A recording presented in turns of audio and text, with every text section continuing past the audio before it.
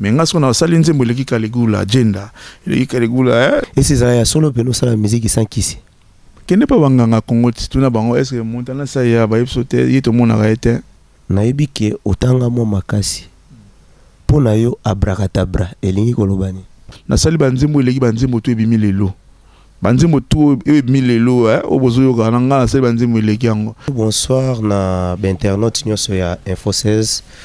nabi ke boze belé bozo landa biso na minute yo kande to prometa ibino ke to yamba Montana sommet de sommet mokolo mbale belé azana kati ya studio bomoni biso to déjà na kati ya studio to yamba e to yeba ko développer na e kaka ndenge to sola ki yango sans plus tarder na banina ko saluer vie na ngai ya Welisionga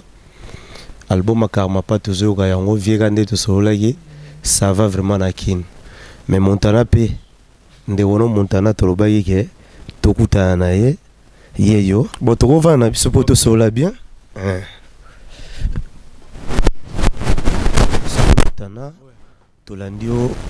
tolandio na kati ya studio déjà poto banda mutu ayebisinga na landa yo pena makasi eza ya Welisionga wana mutu na ngai donc wana famille na ngai donc ya Welisionga na pesi mbote place ozali et puis na bureau obi bureau te donc petit grand prêtre mère place azali donc na pesi bango mbote donc Welisionga wana pena wana grand frère wana donc il est vraiment na habité ya bunda rapona ba musicien ou ba musicien à valeur ba musicien à solo moni atomboli Caligula. Donc Caligula le c'est ça likolo et ça d'abord savoir faire dans l'artiste carrément pas vient en place aux alliés donc félicitations à benga na fond de soleil déjà félicitations à Caligula ya kitoko mais ngas qu'on a sali nzembo leki Caligula agenda leki Caligula toko mawana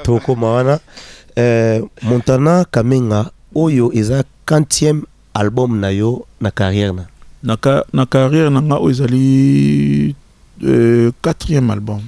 parce que l'album n'a pas le millénium na ça qu'on a l'an 2000 wana batna ba do ko zéro ça album te c'est quand ba wenge panzani romba na ndeni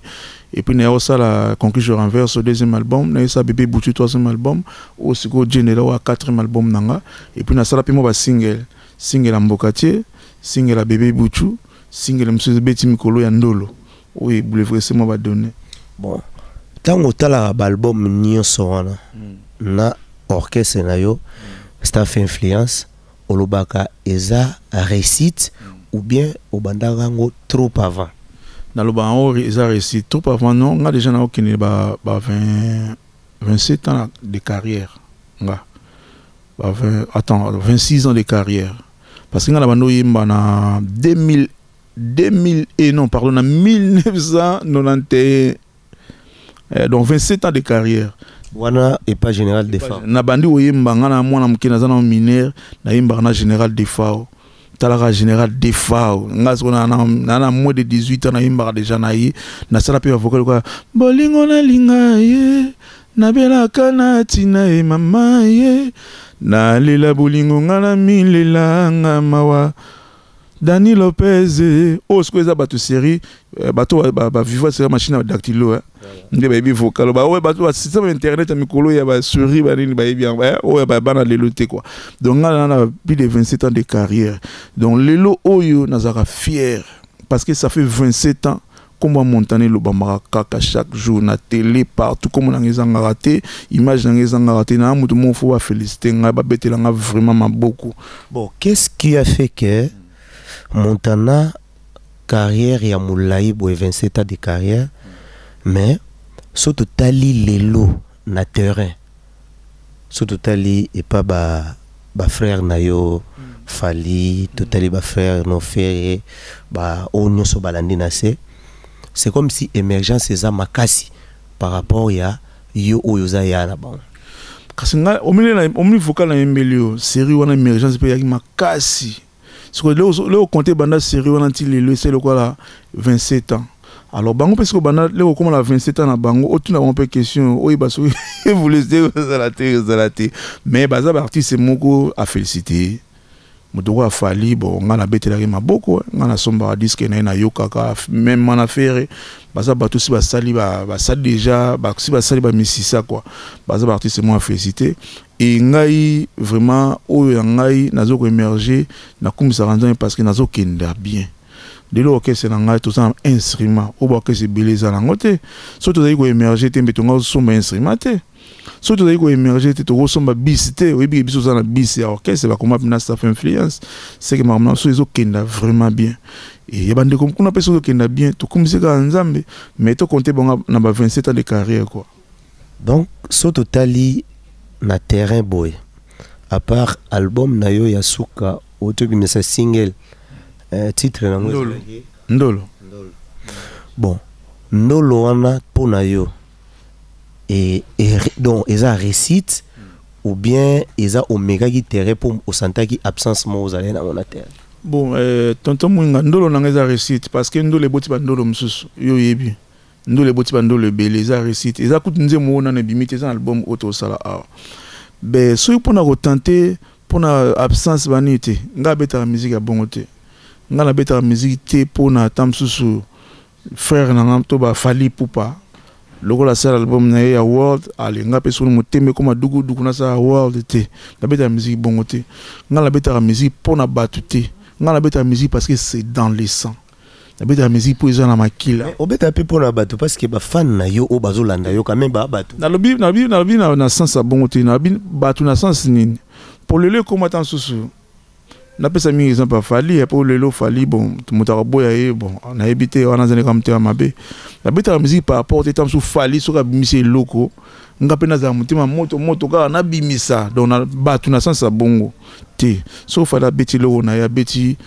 album na beti a world on a ça succès to beti le nga na beti le maboko Dicap la merveille pour baloto on a caractère la télé na système ba world na ba ni le a concrétiser rêve na c'est bon pour naïe ngana ozela temps nanga nakosaka nzembo te na chanzembo ka po mutu ba sali boy mutu ba non na ça na malgré 27 ans ya carrière metant na yo na kokika te non on a yo comprendre ngati yo lobi na ngai na chaki nzema ndolo pour na absence to ndeni on a biso ke ngana beta la musique te pour la mutu asali loko boye alenga pe ko na si na saka mbang pour na contrecaler na biti ngai Montana en tout cas bato ba otala ngai lelo ba ibike Montana nga déjà na moins de 18 ans mboko ba bende ba Togo ba Burkina Faso ba ne obi na kindrami ba mboko ba Sambi ba Zimba na Zimbabwe ba tchenga na journal bimi mboka mobimba na zana ngokutu eza petit na ba internet donc parce que na yeba na déjà nga za déjà Montana. Bon, ça va. Tonton Mwinga nga za déjà Montana na zaka déjà Montana donc na za so eloko o na ko iko welisa te musique na ba yoka rango musique na ba somba rango ba tobi Montana na betaka ba concert na uti dernièrement na matadi oyoki sango bato ba ki après nga oyoki sango na bango na ndenga na betaki donc mabe na nga défaut na na milobela ra trotter défaut na ndango. Bon, Montana Kamenga yemoko producteur à part premier album si je ne me trompe pas. Ouais. Bon, na production wana revenu nango au santarake ezo futa to ezo futa nango te mais ozo forcer kaka po musique eza na makila. Non, musique il est le seul big et au seul album musicien mon côté album ezo futa avant na ebité à moi que te fali ezo futa. Bon, na boy au côté na ba polémique na boy na au côté na ba polémique, Fali c'est mon pote, na ko sa guerre contre Kananga moté. Donc les lums faire épée et foutre Hervé nga bien Hervé so tourner ça wana ya Claude donc faire c'est mon pote na rosa guerre contre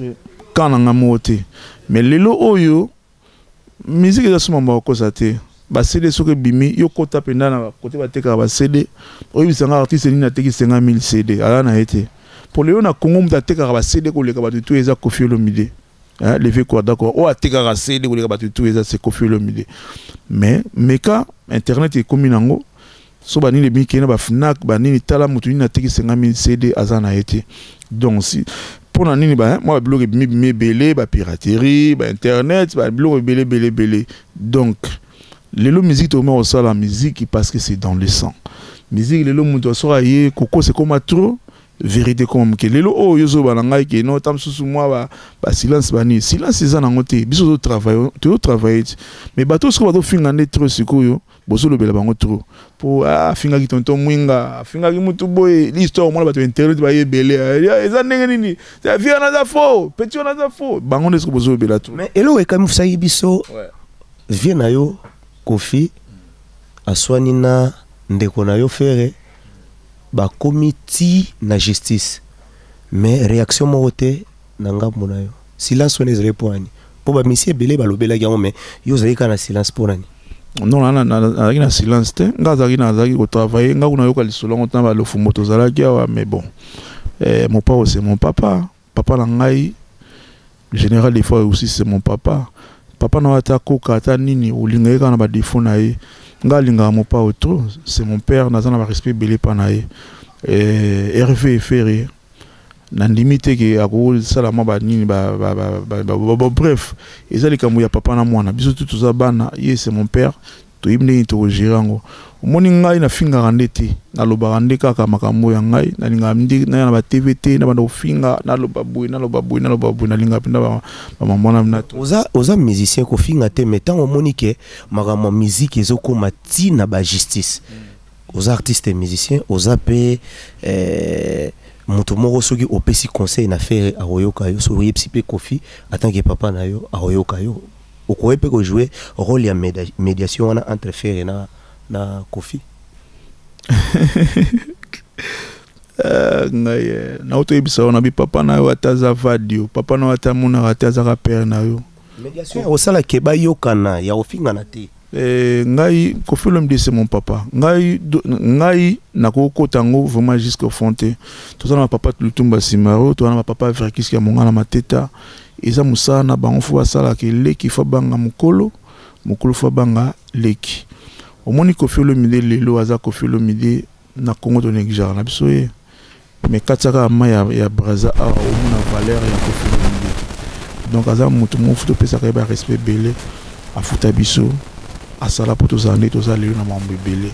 vous comprenez ngale mamo esa mara na zakati pourquoi obenga ki pe frère na yo Ferete non moni makambo yo ezokende bien mingi te ngana osenga kana ba papa Verkis ka monga na mona ki déjà na TV alobela ki yango le alobela ki yango na zaki na sepela ki donc ba luka ba sisa makambo moni biso za na biso ba leki to yeka ba leki to so ba leki mais ba papa Verkis ka monga na papa na biso ka savubu ba papa Lutumba Simaro vraiment ba kota makambo yo ba sisa makambo yo esila vraiment ils ça la bien te la miso bato mais tango Félix wazo bake ya sepeli ezala ndengwana makambo ezala ndengwana yo okoloba nini na likambwana ngana natala yango te ngana informé yo na landaki est grave mkuu bongo je le salue en passant alobi ya sepeli ndenge Fere na Kofi bazobe bana bazopota na po moto yo alagisi Fere alobi ke Kofi azangi mutuka ya $100,000 ya lobi ekopesa courage pas muninga asoma pe mutuka ya $100,000 bon bien avec Félix Oazir kwa dans maele to hier ça ranit ba piège soit lobby mon so moi réponse moi bien ça na simana et puis tam so lobby qui on a sens ma bête et ko ça lobby qui on a sens moi ya bien na limité à couper sa moto na esika moto ezabora sur essence je ne crois pas na et puis lobby qui on a nebo ya tam ta C7 ya mta ba verbe donc c'est ce que nous aurait bien t'es na verbe bon ça va tozongi na Jenda sorti d'abord ils en a combien de titres Jenda jusqu'à ils en a 8 titres to comme presque à la fin 95% déjà réalisation album la biso to comme presque à la fin 8 titres pour le moment 8 titres mais je crois peut-être to back sa mangustan parce que Pito Luka boss de boss benga be to so na ko bandela nzembo wana nazana d'accord mais makokini les ateliers ndé c'est au moins studio mais aux producteurs non kasi producteur pe na c'est limité na 8 chansons c'est ko to nito bakisa bon Pito Luka za mtambongo mama mbongo ko to le belango pa na été pour so ba sala ngo sikoyo ako débloquer pe mbongo mo pe et beaucoup de gens peuvent faire 50 séances donc na lobika pour tout blaguer mais peut-être ko bakisa nzembo na mangustan na big boss a Rolanda biso Pito Luka ya donc mobile Il y a Maman Irene Lâche, Maman Mapassa, peut-être sur Arubaksango, tu recommandes 9 titres, mais pour le moment, tu en as 8 titres. Sorti là, et pourquoi? Bah, bientôt, hein. Bientôt déjà, tu vas lancer sur les réseaux sociaux. Et obika ngamo ko bunda na banini na biki Willision à côté de ma solo oyo côté ba duplication ya ba CD banini na biki moi batu baza ma tanga ba komote pour moi ba kaleza mais Willision a déjà ta motoko ko remprêté on attend comme on est pour y ko remprêté so yeke no ko bisa ba CD montana te bisa ko sina o salango donc peut-être Jenda eza album ya Montana Yemoko to les albums ya orchestre. Non, j'ai des albums à Montana quand même à sommet 3 fois 5 opéra mon colomba les la vendre du Bosona. Donc après j'ai nandé peut-être que ça là après j'ai nandé tout ça là album ce qu'il y a ba musicien mais pour le moment tout ça un album nangai. Mais on sait déjà pratiquement 4 albums. Mais ba musicien bazaka un album te bazana banzembo te ti ozoze la 5e album bongo kanisa ba musicien quasiment tout ça après album oyo Jenda oyo zoyeza ngate za ba musicien na obondela bango na chatanze mo mais bon na chef na bango après ma pesa nga autorisation album sona ko chatanze mo quoi mais album ezoya eza bango kutu moi ba prego banda déjà ils a déjà ouais ko banda album ils a déjà donc après album oyo donc l'album est obima déjà sur un studio pour l'album un musicien. Voilà oyembeli Michel Adiloya. Bon, biso to yebi ke na Congo ba yembela na bango liso bato bakufa te nde to yebeli pena musicien akoyembela to akorendre pena hommage pa moto loba alali wana to yembeli na studio de itango ezobima to chenze mwana monsieur bakunda déjà ko pesi la reconnaissance wana poani. Non, ça vie moi ça trop pour la carrière na yanga karaté ya biso ba musicien congolais mingi. Netinga déjà nze monanga na tam kolomo na futa mbongo te na nani na chaîne nae et azaki pe vio alinga inga mingi. Azata na célé nanga bébé butu na car nae. Oza confusion ki azobeta nzemba ko fumer obeta banzemu nanga na car nae otambla nango. Et puis na za so na bien aida ngato. Na kenda ba émission na Mirador ba footinga sune na ça émission ba footinga siko donc on a ça la matin na Congo donc et puis chaîne na chaîne chaque jour en tout cas fona talango na mona ilo ngana ko iko sala pona vie on a té bon yangwana donc ata vie mona linga eto na continuer ulingeti développer à son âme na bi pas ça ko ne pas nzambe à osepela na agenda to na ba featuring ou bien oyembi du début à la fin kayo moko na staff influence. Non jusque là featuring ezanamte nangana imana nande komoko ndeko moko ya bisoka émission na somo congolais bana na tindele texto tilo la répondanga na mte donc wana faire et so faire na ba faire et Fabrigas so revient na ba revient Fabrigas a legi na to zakana l'air ni na tindele texto oko expliquer pe bato ba comprendre quand même que mutu boye aboya na des fois ba featuring ngai na zarabongo te la fonctionnaire bongo te ngana kinda na éducation papa la pesanga na koya na ba TVT na tanga ba komba na ndinga mabete na tanga ba na ndinga bien et ko déranger non nga pété surtout c'est na so featuring ngote parce que nzembo loka ba mboka te na yemba ona mutu te banzembo lokola bandolo na yembi ona mutu te mais lelo ndolo eboti ma mbebele na yembi na ona mutu te et na yemba na ba Kofi Olomide na yemba ba Général Defa na auto yemba na Fali oyebi kundu sala nini clip ango na yembi na ba Shela Mputu na yembi na ba batebele déjà na yemba na Pasi ya Congo Brazza biso ngam na yemba ngo nzembo wana sa 6 ngam na yemba ngo donc so na yembi na ngapi na ndiko wana pété et au déranger na ngate mais souci na nga ezaki na yemba na ye pona to yemba na ye te souci na nga ezaki na yemba na ye mais bon so otala biso ayibiki na komela ye déjà na c'est la réponse même réponse on y a après album bon ata non ata oui après album et na osepela parce que ça artiste mona lingaka ye trop poko pona muto yemba na ye faut linga ye wana sommet de sommet to kende malembe na suka ya entretien na biso to émission na biso sommet de sommet chaque fois même na ba podium obeli la ke musique sans kisi et ces ya solo peno ça la musique sans kisi kende pa banganga Congo tuna bango est-ce que Montana ça ya ba yipsote yito mona gaete obi nga mère na ngai mama nga sa bilanga mama botanga sa bilanga donc ana ferme nito bakuta na ferme na plateau de bateki on a ferme moi gaya ba bilanga te o ya bilanga neti ba mukala te ba bilanga neti banini ti banana ba limiter ba tikota zanda mnene ba moins industriel mama na juste ba voyager ba na mai ndombe ba karizuma pan ba vanda jomo da ki wana azamta ba deuxième monde ba solo ka ebete wana mère nanga abando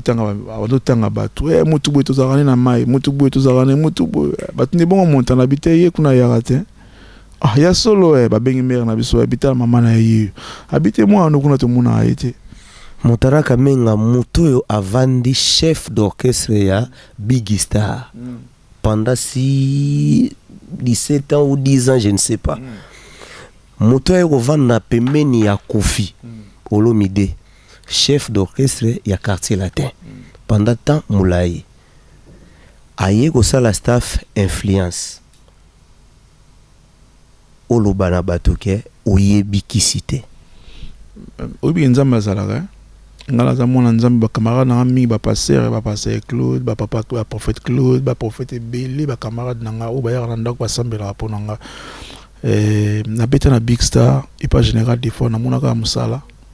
ayimba général des fois ayimba ka bien ayimba ka banzimba bien yango sala force abina ka danger ala ta danger yango sala force à succès na ye atkalo la zanata mukolo moko kisite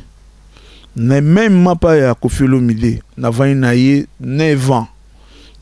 teke ya mission musika te mission mo proche vie so la mina tongo ba mission tout ba yebi ba dikap ba yebi ke 7h 8h vi fabinga na téléphone nini to bando développer na tikala mo atali titi mo teke simba eloko tala salo lem na mona ngote na mona force ya Koffi Olomide alinga ka musala na ye asala ka banzimu na ye bien soto ina studio soto comme na studio mutayaka liboso ezaka mokolo orchestre bino bozo kuta ye or bino ko fo ya avant ya kuta bino biso ya kuta pa linga boulot na ye asala banzimu ne très bien et ayimba banzimu ayimba bien force na ye yango ya Koffi Olomide isa yango wana limbisanga Montana na kato muke nayebi ke otanga mo makasi pona yo abracadabra elingi kolobani wana nga azali na susté na otanga pe comment monter parce que ça ba kombo mo ya ba mystique nga azali kuna te na quartier latin nga azali biso quartier latin nga na quota de 2000 jusqu'à 2009 donc quartier to nga na quota wana na kutelo comme bête na mona kisité na mona ka patron na ngai mon pa en tout cas côté musala côté maintenant musala musique ayi bien et puis alinga rango et pas ça la rango bien yango moni sala force na ndinga na comprendre na tikala ko mona tam kolo moko te via le binanga ki non ndinga za na zo mai wana sukala maboko na tikala mona na mona force na biloko na sikona mona pas général des fois na mona pas Koffi Olomide yango te fortifianga et puis nga déjà déjà Montana nga nazara déjà Montana makambo nga naza nango bato bana kisi bana ngote sikona netini ba na olobango na télévision te na olobango te makambo nga naza bato bayebi ke Montana zaraboya bato sko bayebi te moto ayebi te fo ya moto mo ala chinois mo azara na province mo côté mai kuna siko wala peut-être ayebi te mais tous les Congolais na toutes les Congolaises au bota la bayebi ke Montana oyo azara moi boui azara atana za ngala ba mingi te mais azara moi boui mais ba moi boui o ngana za nango bato bana kisi ba nan ba koki ko za na o ngana za nango te siko ngala osimba kisi po pesa ngai nini tango talaka to ba otaxe ba frère na yo ke bazana ba kisi bazana ba magie bazana bloc belé tango talango elobela yo ni na seka na ngai parce que moninga mono yebisa moninga koko na ngai donc maman abota maman abiso siko maman na ye donc koko maman na mo abota ngai koko na ye batu bayebi na kasavu na maringa pa na biso donc to la ndako mona koko na nga wana donc asa commande aleka ba un siècle ba minu kutu ezaka susté aliaka ba poto ana dinga mina ile ba nguba so na bimi ba nini mais koko na nga na mkola kufaka ebi batakaracho abi ngana leko na biso siko tala ko ba leka ba un siècle ngana dame ko na biso yango le ba ebisa ba ndeko musuke ya lie mutu bo asali bo na sekaka na mona ya ngo ba succès so bazo bano bongo yeba ke bande ko na botala nga ba musicien so ba mo bano ko za na kisi yo za ba yeba ke komi pena na succès ke ba biso ke ils ont succès et botaka ba belé wana donc ils ont na sika na nga Montana tokomi na suka ya entretien na biso soza na message moko particulier ou ko lancer bato ba zolanda yo avant album Jenda message na David Mombele auta la biso na Maroc tozo ebito sola ida fate ya obeta na Maroc na ebité manager mné le rôle yo David souci na ngapé la un jour ça fait influence to ebeta to ebina ba Maroc ba Tunisie ba Algérie ba mboka ba pays malgré bona et on a rôle ba na bato auta la biso ba ki biso de travail to kanga maboko te to travail et puis banzimbo eza banzimbo ya qualité. Donc qualité de les oya bon mabina bala bon peut biso moi les tobo kana biso naturel parce que na sali banzimbo eleki banzimbo to ebimi lelo banzimbo to ebimi lelo o bozo kana ngala sali banzimbo eleki yango donc bon nga pena bo sa to boyo kango wilisionga sala tu bato bo yipsa wango ke Montana sali banzimbo kolega banzimbo to ebimi lelo dona kaligula jende eleki yango donc na sel banzembo eleki banzembo alelo fina ka mapana bi ofachete ay bi bitumbe za mi na ba boulot ya ofinga te donc base la tine zo makalate kala ku de tete là to lancer clip moi je crois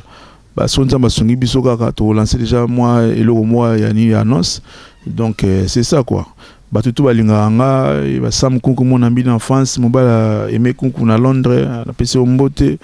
et masananga ngambe kande Trocadéro maître Mandongala veut dire oncle nga tonga banda ko belé ba flat tout ça là Ricky Manitou Don Pitts venanga vivangu selon la Porsche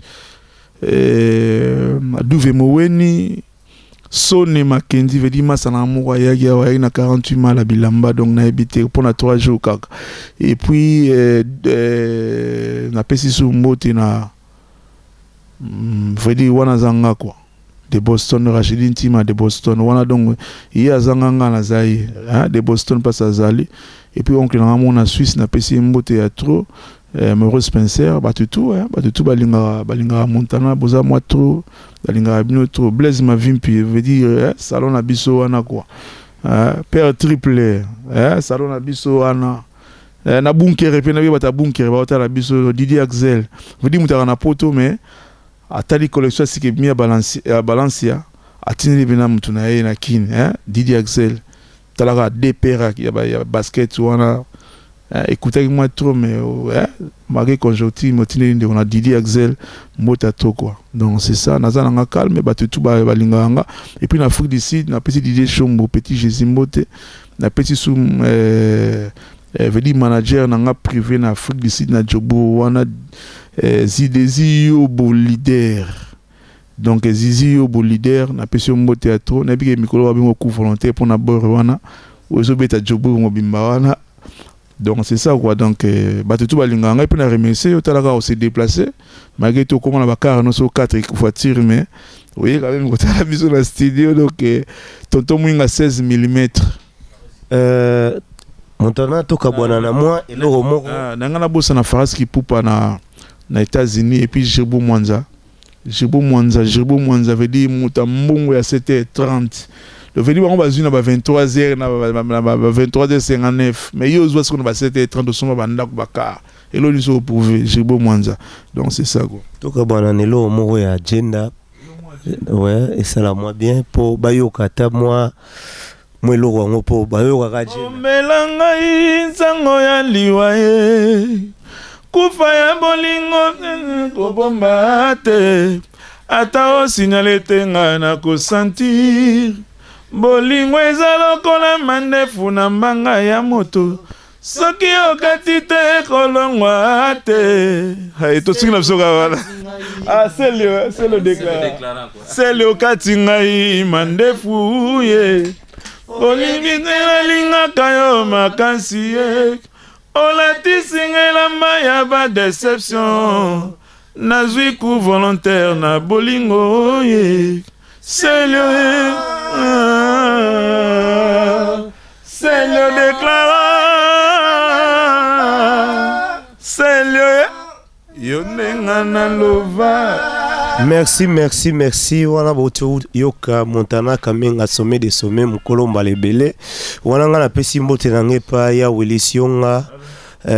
frère Richard Madeka depuis Londres, Zowen Kiambi depuis France wana, Blaise Nkondani, Bamasa nyonso wana Paris na pesi bino bambote. Ciao.